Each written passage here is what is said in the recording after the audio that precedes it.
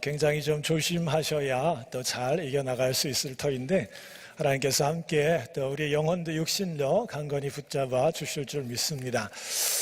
저 개인적으로 지난 한 주간의 시간 가운데에 상상치도 못하는 그런 일을 또 경험을 했습니다. 궁금하시죠? 어느 날 저녁 성도님들 몇 분과 저녁 식사가 예정되어 있어서 그 식당으로 또 가서 파킹을 했습니다. 근데 저보다 먼저 파킹한 분 가운데 낯익은 분이 계셨어요. 우리 홍묘식 집사님이셨는데 그래서 같은 모임에 온 줄 알고 내려서 인사를 드렸어요. 그랬더니 그 모임이 아니라고 가족 모임차 왔다고 하시면서 동생도 차에 있다고 그래서 인사를 드려야 되겠다 하고 그렇게 이제 차 안에 이렇게 고개를 들이밀고 인사를 했어요. 근데 제가 사람 보고 그렇게 놀란 적이 없어요. 그 모르는 사람이어야 되는데 그분이 제가 너무 잘 아는 그런 분이셨어요. 25년 전에 대학교 때 신약개론 또 바울서신 이런 과목을 갖고 저를 가르쳐 주신 그러한 분이세요. 교수님을 그 상황에서 제가 만나게 된 거예요. 25년 흘러서 미국의 신시내티에 한국 식당 파킹랏 그 앞에 이렇게 만나는 또 하나님의 또 예기치 않는 그런 만남을 주셔서 제가 홍 집사님한테 좀 알려주시지 하면서 제가 잽싸게 또 보조석으로 가서 90도로 인사를 드려서 제가 누구인지 자진 그렇게 소개했던 그런 적이 있습니다. 오 마이 갓 이런 말 아시죠? 이런 어떤 고백이 절로 나올 수밖에 없었는데 그분을 그곳에서 만날이라고는 상상조차 하지 못했습니다. 이런 고백이 오늘 성경에 우리가 읽은 그 두 제자의 입술에서도 나왔던 그러한 고백입니다. 여러분, 엠마오 캠프에 7분이 우리 함께 3박 4일 동안 다녀옵니다. 그분들의 입속에도 또 예기치 않은 하나님의 은혜와 능력이 그렇게 임하는 시간이 될 수 있도록 여러분 꼭 기도해 주십시오. 또 믿음 안에서 하나님 위로해 주시고 또 새 힘과 또 꿈들을 주실 줄 믿습니다. 주님 만나는 놀라운 일들이 우리 참여하는 분들 가운데 일어날 수 있도록 또 앞으로도 여러분의 삶 가운데 일어날 수 있도록 여러분 꼭 기도해 주십시오. 자, 오늘 성경의 말씀 엠마오상의 두 제자들을 좀 다시 저희들이 좀 생각해 보기를 원합니다. 그들이 누구이길래 예수님이 그들을 만나 주셨을까? 좀 궁금하시죠? 12제자에 속한 이들은 분명 아닙니다. 또 그들이 전혀 예수님을 몰랐던 그런 인물도 아니에요. 21절을 보니까 그들이 예수님 안에 그리스도의 능력을 보았다. 예수님 안에 정말 하나님의 메신저로 그리스도로서 또 새로운 질서를 이루실 분으로 그들이 예수님을 보았던 그런 인물들입니다. 또 22절을 보니까 그들이 함께 했던 여인들이 예수님 그 부활의 현장 그 무덤에 찾아갈 정도로 또 그 낯익은 그러한 제자들 가운데 있었던 그러한 인물들이지요. 33절을 보면 엠마오에서 주님을 그들이 만난 다음에 예루살렘으로 즉각적으로 돌아가서 제자들이 있는 곳에 가서 주님을 만났다라고 이야기할 정도로 제자들과도 그 가까운 그러한 관계 속에 있었던 인물입니다. 그러므로 우리가 12제자에 속해 있지는 않지만 좀 더 큰 범위 안에서 70명 제자 그룹에 속해 있었거나 아니면 익명의 정말 보이지 않게 예수님의 그 믿음과 사역에 함께 했던 그런 제자들이 바로 두 사람. 한 사람의 이름은 글로바라는 이름으로 표현되어 있고요. 또 한 사람은 익명의 그러한 사람으로 거론이 되어 있습니다. 자, 이들이 예수님하고 깊은 관련이 있고 또 마음으로 믿음으로 실제 그 꿈들을 그 안에 발견했는데 이제 그들이 엠마오로 향하고 있습니다. 이 엠마오로 가는 그들의 목적은요, 예수님을 증거하기 위한 것이 아니라 예전에 그들이 살던 곳이었기 때문에 과거의 모습으로 다시 돌아간다라는 그런 말로 설명이 가능합니다. 그들은 심지어 그들이 낯익고 가까이 지내던 여인들이 그 부활의 현장에 가서 주님이 부활하셨다라는 소식을 그렇게 전하는 그 과정에서도 그 말에 대해서 반응하지 않아요. 그것을 들었을 때에 조금 더 예루살렘에 체류해서 또 공동체를 추스리고 하는 그런 책임감도 느끼면서 그렇게 해야 하는데, 그들은 다 내려놓고 예루살렘을 떠나서 엠마오로 가고 있었다라는 거지요. 지체했었다가는 그들이 어쩌면 불이익을 당하고 위협을 당하고 탄압을 받을지도 모른다는 생각이 아마 그들에게 지배적이었는지 모릅니다. 어쨌든 엠마오로 향하는 그들에게 주님은 특별한 사랑을 보이시는데, 그들에게 어떤 사랑을 보이셨는지 좀 나누어 보겠습니다. 그리고 그것이 우리에게도 필요한 사랑이다라는 걸 공감하면서 우리가 함께 같이 기도했으면 좋겠어요. 먼저 주님께서 그들을 찾아가십니다. 좀 특이하죠? 왜 그들을 찾으셨을까? 그들이 그럴 값어치나 자격이나 어떤 능력이 뭔가 퀄리피케이션에 합격한 그들이라기보다 다 해당이 안 되지요. 믿음이 없어서 지금 엠마오로 가고 있는 그런 상황이에요. 끝까지 예루살렘에 제자들을 추스리고 공동체를 세우는 그런 사람들이 아니에요. 정말 신뢰하고 또 믿음직한 그런 사람들이 아닌데 주님은 그들을 찾아가시는 것을 보게 됩니다. 특별히 찾는다라는 것은 목적과 의도를 갖고 그렇게 자발적으로 그렇게 행동하는 그런 모습을 우리들이 생각할 수 있는데, 주님이 왜 그들을 찾으셨을까? 이 물음을 우리들이 찾아보아야 합니다. 그랬을 때 그 제자들의 모습을 좀 더 두 가지 모습을 생각해 보았으면 좋겠어요. 먼저는 그들이 이전까지는, 엠마오를 향하기 전까지는 예수님 안에 그리스도의 그 모습들을 보았다라는 거예요. 그리고 마음이 움직여서 또 같이 헌신하는 그런 모습들이 있었고, 예수 그리스도에 대한 그러한 꿈들과 그분이 이루실 정의와 질서에 대한 열정과 이것 모든 헌신이 있었던 그런 이들이에요. 그러나 그 모든 것들이 다 내려지고 포기되어지고 또 그 결정적인 순간을 맞는데, 그것이 십자가라고 하는 그런 사건이지요. 현실의 도전과 위협, 이 너무나 커 보이는 그러한 위협 앞에 그 모든 것들이 지금 다 포기되어지는 그런 상황을 맞게 됩니다.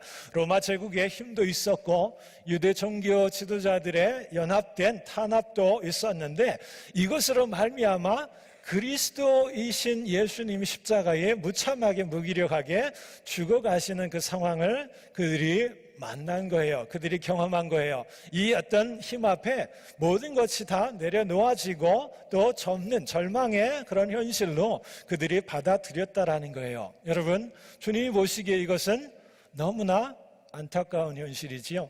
눈으로 보여지는 십자가 처형 당하는 그게 전부가 아니라, 그게 사실이 아니라 하나님의 계획 속에는 또 다른 하나님의 계획이 있고 하나님의 역사하시는 것들이 있는데, 이 제자들이 자신들이 아무것도 할 수 없다라는 생각, 그리고 현실은 너무나 두텁고 무거운, 가공할 만한 힘이 있고 또 그 힘 앞에 아무것도 할 수 없다라고 하는 절망 속에 있는 것, 그것은 너무나도 안타까운 그런 현실입니다. 하나님 보시기에, 주님 보시기에 이 상황에 대해서 바른 눈을 떠서 바라보는 그런 모습들이 필요하기에 이 제자들을 찾으십니다. 단편적으로 엠마오로 향하는 두 제자의 이야기만 거론이 되어 있는데, 이것이 아마 그때의 모든 제자들의 일반적인 모습이었을 겁니다. 그래서 주님은 찾아가셔서요, 그러한 자들에게 소망과 꿈들을 다시 세워주시고요, 다시 불러일으키시는 그러한 일들을 계획하시고 그들을 찾으십니다. 그들의 무기력함도 중요치 않고요, 그들이 생각하는 현실에 가공할 힘도 중요치 않은 거예요. 뭔가 새로운 하나님의 계획이 있고 또 그 계획을 그들을 통해서 보게 하고 깨닫게 하고 그 일을 이루도록 그렇게 하나님 그들을 초대하고 계신다라는 것을 알게 해주고 싶으신 이유가 그들을 찾는 주요한 동기임을 우리들이 알 수 있습니다. 여러분, 그때의 그 인물들의 모습만이 아니라 우리의 모습은 어떨까요?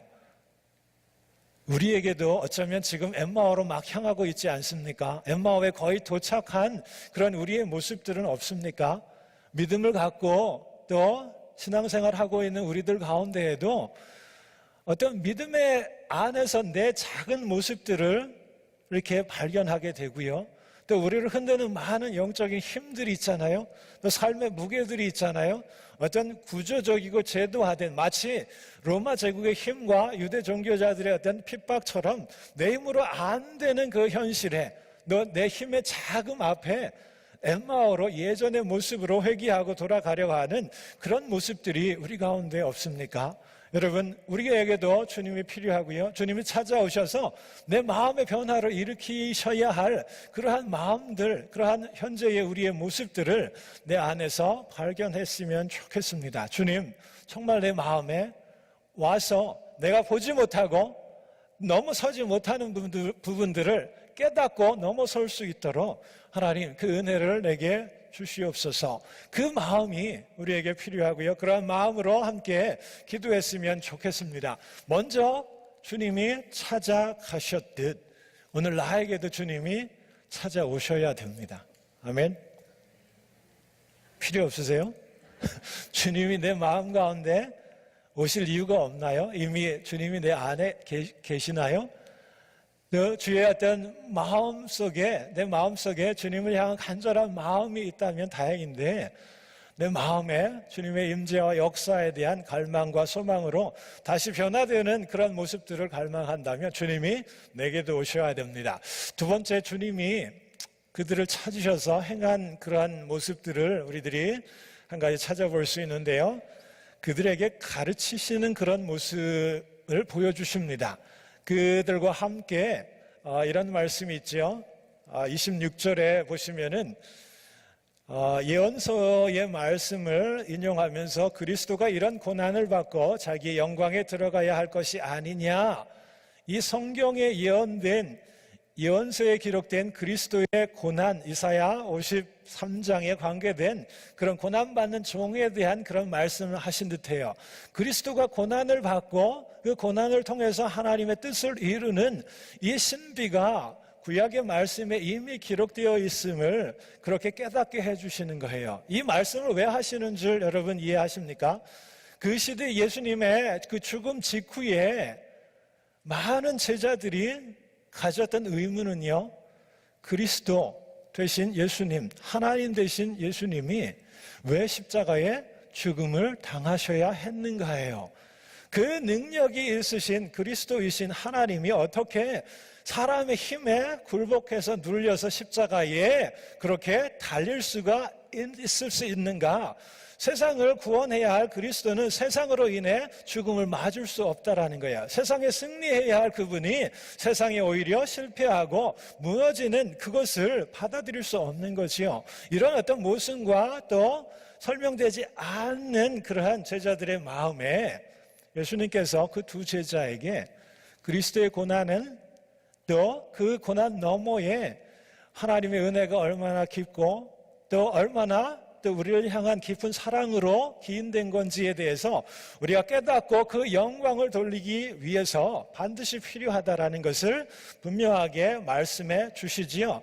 고난을 받고 그 뒤에 은혜를 입은 자들이 그 하나님을 알고 영광을 돌리는 그 모든 것들, 그것을 위해서 주님이 십자가에 달리신 것이 아니라 십자가를 지셨다라는 거예요.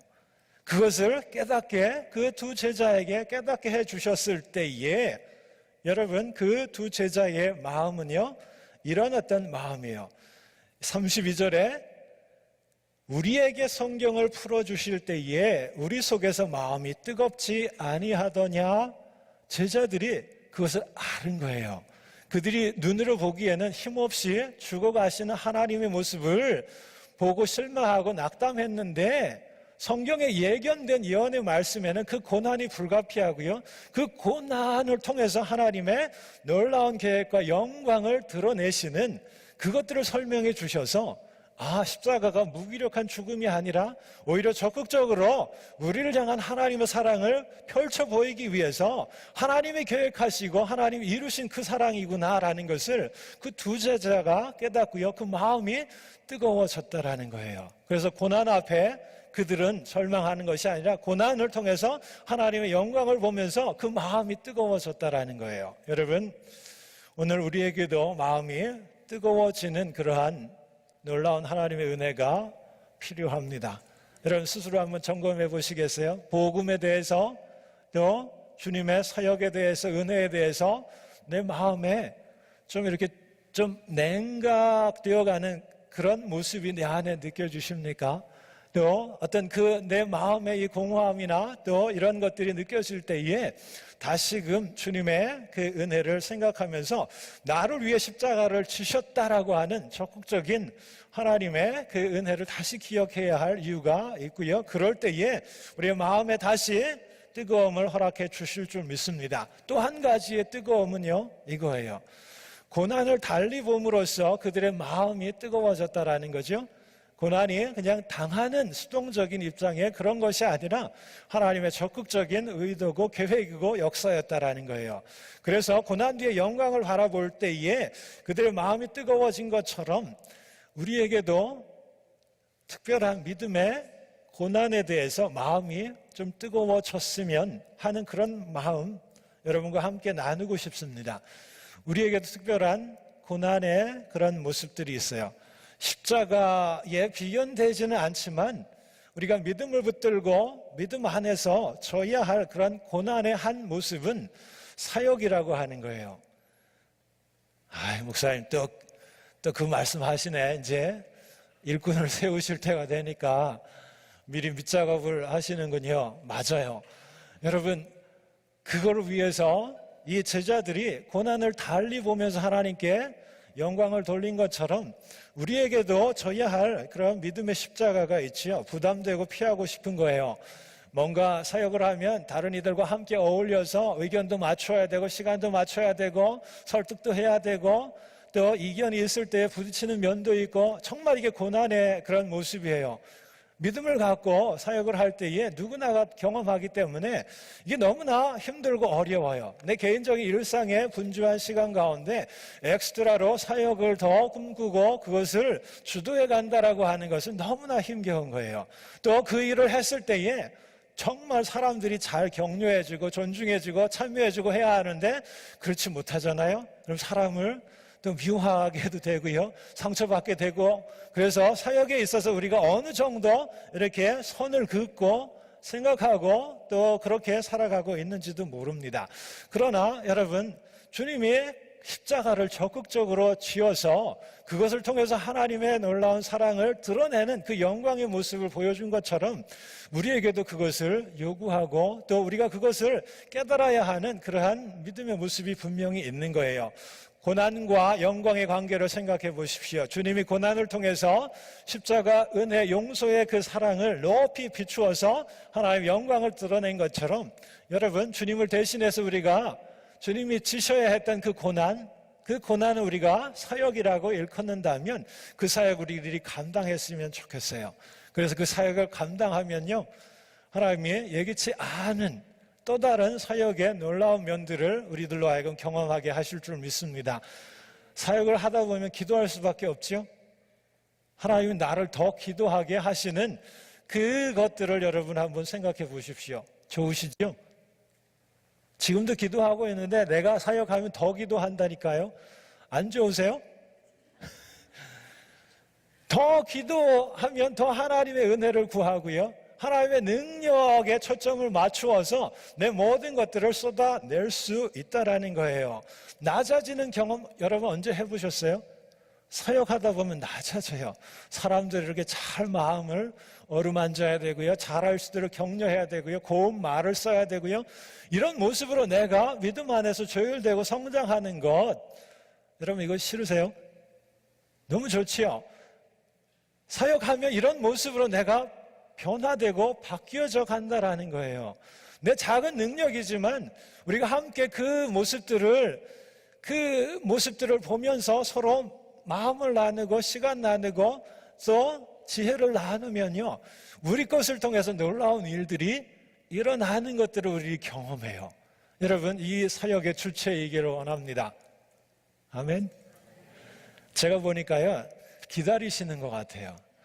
예? 나밖에 할 수 없는데 한번 지켜보고 있는 것 같아요. 뒤에서. 그래서 언젠가 이제 내가 이제 등장해서 모든 어떤 사역을 마무리하리라. 그래서 좀 더 기다리시는 거 제가 좀 느낄 수 있는데요. 여러분, 때가 온 것 같아요. 여러분, 좀 주도적으로 사역에 참여해 주십시오. 그래서요, 이 시즌에 제가 찾아가서 이것 좀 해주시겠어요? 이 사역을 같이 하고 이 사역을 좀 같이 나누면 좋겠습니다. 이거보다 먼저 여러분이 저에게 다가오시는 거예요. 목사님, 제가 열정은 있고요, 하나님 그 귀한 마음을 주셨는데 제가 일할 수 있는 곳을 좀 알려주세요. 예? 열심히 하겠습니다. 이런 모습이 있어야 잘 되는 교회예요. 하나님이 그 마음을 움직이셔서 그렇게 우리에게 그런 하나됨의 모습을 통해서 사역할 수 있는 그러한 모습으로 이끌어 가시는 줄 믿습니다. 사역은 힘든 거예요. 고난이에요, 어쩌면. 그러나 고난 뒤에 분명한 주님의 영광이 있었던 것처럼 고난 뒤에 사역함을 통해서 우리가 많은 것들을 느끼고 고백할 수 있다는 거예요. 여러분, 그냥 별 느낌 없이 나하고 관계없는 듯한 그런 모습으로 받아들이지 마시고요. 우리가 공동체이지 않습니까? 저희 교회에 하셨던 분들이 계속 해오셔서요, 그분들을 좀 쉬게 해드려야 돼요. 또 다른 분들이 사역에 인발부해서 그 어떤 짐을 좀 나눠 가져야 돼요. 정말 그분들에게만 사역이 십자가가 되어서는 안 되고요. 나눌 때에 십자가 우리가 감당할 수 있구나. 십자가를 통해서 더 나은 우리의 사역의 모습들이 이루어지는 것들을 함께 공감해야 합니다. 특정한 이들에게 몰아주지 마시고요. 여러분, 2018년에는 내가 믿음의 주역이 되어서 사역의 주인공이 될 때에 고난은 있지만 그 뒤에 하나님의 놀라운 은혜가 있는 줄 믿습니다. 세 번째, 주님께서 엠마오 두 제자에게 떡과 포도주를 그렇게 나눠주시고요, 나눠주실 때에 눈을 뜨게 되었다라고 하는 그런 기록을 우리들이 접하게 됩니다. 주님이 주시는 것을 주님과 함께 나눌 때에 주님이 누구인지 눈을 뜨게 된다라는 거죠. 주님이 우리에게 주신 것들이 참 많아요. 그죠? 생명과 또 어떤 지혜와 지식과 경험과 달란트와 물질과 가족과 공동체, 정말 주님이 우리에게 주신 게 너무나 많은데 이것을 주님과 함께 나눌 때에 주님을 알게 된다라는 거예요. 제자들이 떡을 떼어서 축사하시고 그 떡을 그 주님으로부터 받을 때에 주님을 알게 된 것처럼 주님이 주신 것을 주님과 함께 나누는 거예요. 주님과 함께 나눈다라고 하는 의미는 주의 몸된 교회에 관계된 그 일들을 통해서 우리가 주님을 알 수 있다라는 거지요. 하나님 내게 주신 모든 것을 주님의 공동체, 이 주님의 몸된 공동체의 사역을 통해서 함께 우리들이 할 때에 정말 우리들이 주님을 부르짖을 수밖에 없고요, 주님이 도우시는 은혜와 능력을 우리들 채워주심으로써 이게 주님의 뜻이었구나, 주님이 우리에게 이 어떤 지혜와 능력으로 우리로 일하게 하시는구나, 주님이 원하시는 영광이 이런 모습이구나 하는 것, 우리들이 주님을 더 알아간다라는 거예요. 그러므로 사역은요, 주님을 아는 데 있어서 굉장히 중요한 그러한 채널이 되고 우리들이 꼭 선택해야 할 그러한 모습인 거예요. 여러분, 오늘 엠마오로 가는 제자들의 그 모습 찾아가셔서 그들에게 가르쳐 주시고요, 또 그들에게 필요한 것들을 공급해 주어서 주님을 만나게 하고 깨닫게 하시는 이 은혜가 우리들이 교회의 지체로서 교회 사역들을 다시 생각해 볼 수 있는 그러한 귀한 지혜와 말씀으로 붙들었으면 좋겠습니다. 2018년에 하나님께서 여러분을 부르십니다. 또 함께 하시기를 원하시고요, 또 힘들지만 분명히 주님을 더 알 수 있는 기회로 또 은혜로 채워주실 줄 믿습니다. 그 믿음으로 여러분 기꺼이 또 함께 감사함으로 사역했으면 좋겠습니다. 함께 이 찬양을 같이 하시며 또 우리 함께 기도했으면 좋겠습니다. 엠마오 두 제자는요, 바로 우리 자신의 모습임을 다시 붙들었으면 좋겠습니다. 내 작은 모습 내려놓고 과거로 돌아가려고 하는 그 모습 왜 찾으시겠어요? 쓸만한 그런 일꾼으로 다시 세울 때에 그 일을 할 수 있다라는 그런 믿음이 있으셨겠지요. 우리에게도 그 믿음이 있고요. 또 그 콜링이 느껴질 수 있기를 원합니다. 함께 일어나시겠어요?